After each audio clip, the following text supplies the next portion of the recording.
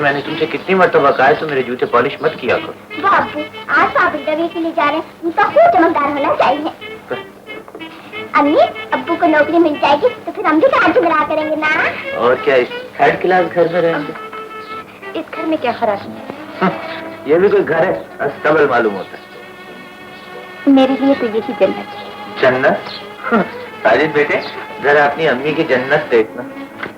जन्नत ही तो है जिस घर में आप साजिद एक दूसरे से प्यार हो, फिर वहाँ किस चीज की कमी? पैसे की, जिसके बगैर जिंदगी मुकम्मल नहीं। पैसा ना हो तो सब कुछ बेकार है।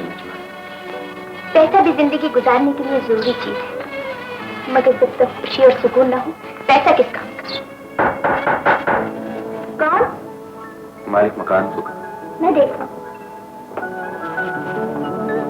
साजिद के सामने तो ऐसी बातें ना किया की, अभी से उसके दिल में ये बात बैठ जाएगी कि पैसा ही दुनिया में सबसे बड़ी चीज है। मैं भी तो यही चाहता हूँ मजनू। अभी से उसके जहन में पैसे के एहसास नहीं दिलाएंगे तो बड़ा होकर वो रुपया कैसे कमाएगा? अम्मी मालिक मकान किराया लेने आए।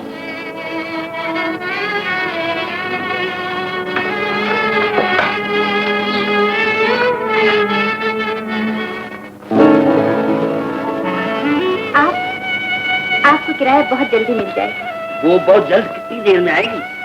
उन्हें कराची में अच्छी नौकरी मिल रही है, जैसे ही पैसे आए पाई अदा कर दूंगी। ये तो मैं 6 महीने से सुन रहा हूँ कि कराची में अच्छी नौकरी मिल रही है, जैसे लाहौर में तो कोई नौकरी करता ही नहीं।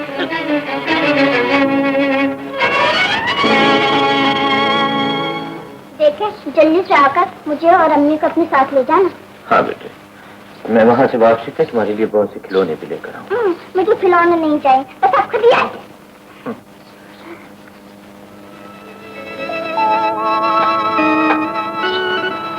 क्या सोच रही हो? सोच रही हूँ आप तो जरा सी देर में हौसला हार देती हैं। मैं पास नहीं होंगी तो कौन आस बधाएगा? तुम पास नहीं होगी नजमा तो तुम्हारा ख्याल तो मेरे पास होगा।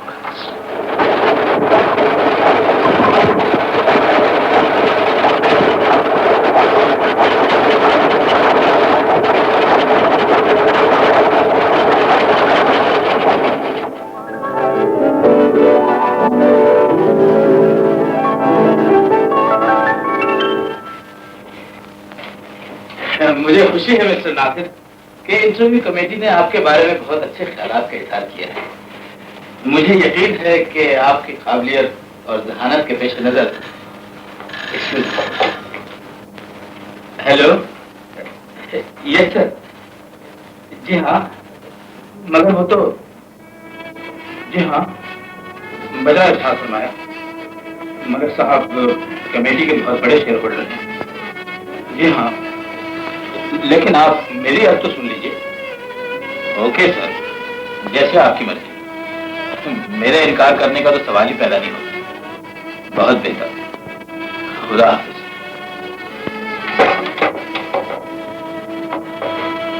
अच्छा तो फिर मुझे इजाजत दीजिए। आपकी मेहरबानी और हमदर्दी का बहुत बहुत शुक्रिया। मजबूरी है ना आप अपने मालिकों से लड़ सकते हैं और न मैं अपनी तकदीर से। खुदा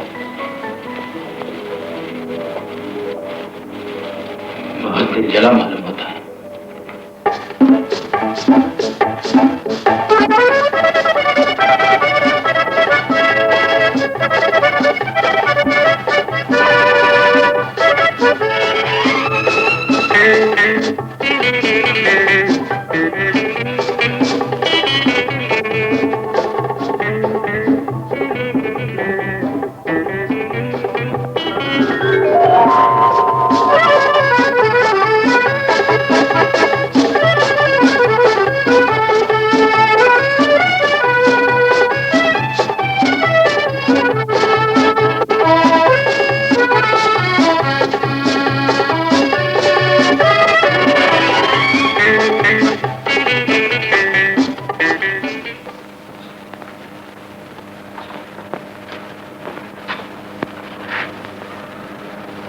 नासिर अभी तक नहीं आया।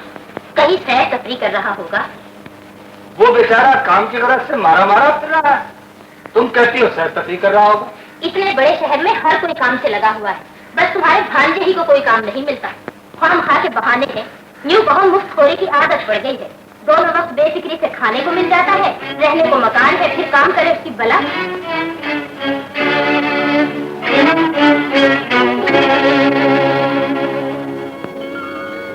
इतने बड़े शहर में हर कोई काम से लगा हुआ है, बस तुम्हारे भांजे ही को कोई काम नहीं मिलता। यूं बहुत मुफ्तखोरी की आदत पड़ गई है।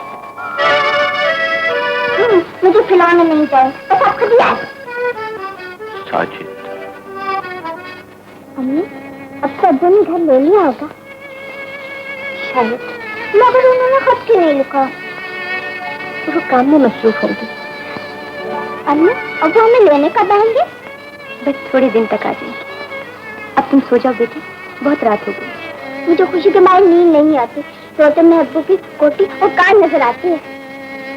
ये बात अच्छी नहीं है पापा। इंसान को खुशी और गम दोनों को सहने की आदत डालनी चाहिए। चलो अब आंखें बंद करके सो जाओ।